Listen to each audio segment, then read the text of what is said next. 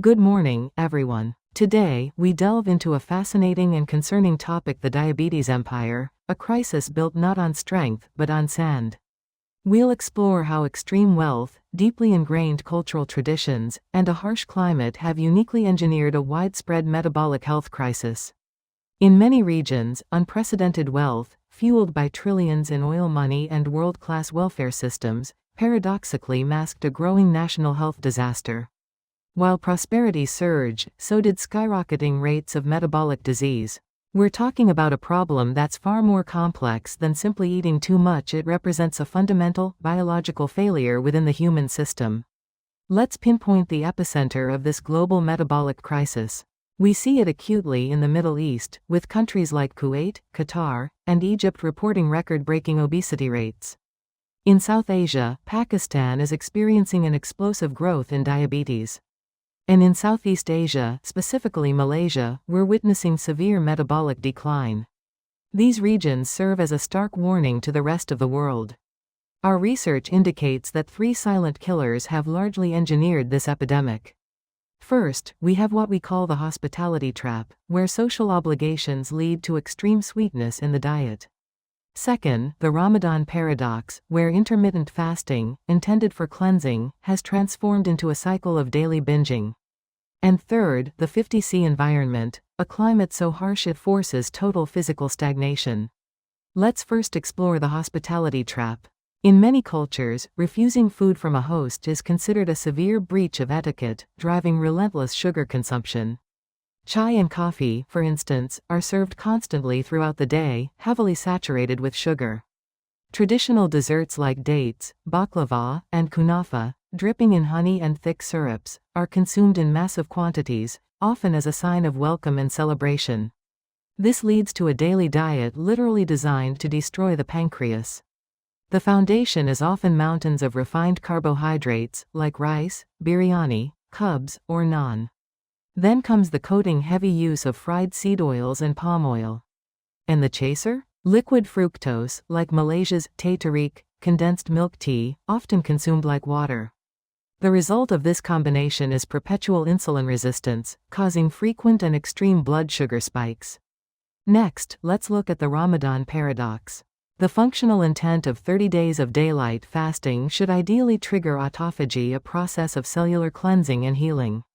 However, the modern reality is starkly different. Instead of health benefits, weight actually increases for many, and blood sugar metrics often plummet to their worst levels during the month of Ramadan. The holy fast, unfortunately, has been hijacked by compensatory binging. This phenomenon can be explained by what we call the iftar shock. First, after 10 or more hours of fasting, the empty digestive system becomes hypersensitive to insulin. Second, the fast is typically broken with a sugar bomb, honey-soaked dates, fried carbs, and high-calorie desserts, instead of healthy fats or proteins. Third, the resting metabolic system is overwhelmed.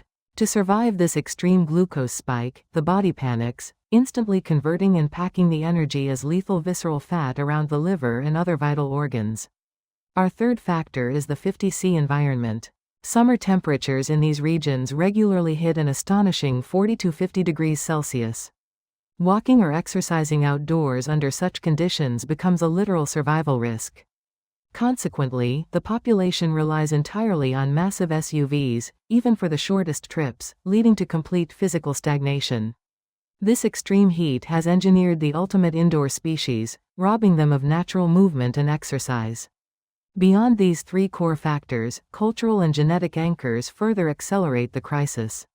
Historically, a larger body size was often a symbol of wealth and health, minimizing modern alarm over weight gain. Furthermore, conservative cultural norms often heavily restrict women from sweating or exercising in public spaces, leading to disproportionately high female obesity rates.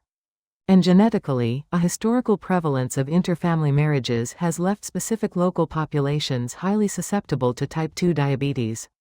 This combination of factors creates unique regional signatures of metabolic collapse. In Pakistan, it's an over-reliance on refined breads and wheat. Qatar and Kuwait exhibit world-leading obesity driven by a purely sedentary, post-oil lifestyle. Egypt sees an explosive consumption of cheap processed foods and subsidized breads. And Malaysia struggles with widespread frying in palm oil and an addiction to condensed sugar teas. Nations are now panicking, frantically introducing sugar taxes and anti-obesity campaigns in a desperate effort to avoid healthcare collapse. This leads us to a crucial question for all of us: are we actually any different? While the geography may differ vastly from what we've just discussed, the biological trap is, in fact, identical. We, too, have voluntarily built our own 50C trap, albeit a metaphorical one. The physical heat trap has become our office trap. We sit in climate-controlled rooms, glued to screens, barely walking. The hospitality trap has evolved into the delivery app, endless access to hyper-palatable, highly stimulating food with zero physical effort. And the traditional sugar culture has transformed into modern trends: candied fruit, macarons, and heavily sweetened lattes that drive the exact same daily blood sugar spikes observed in those extreme environments.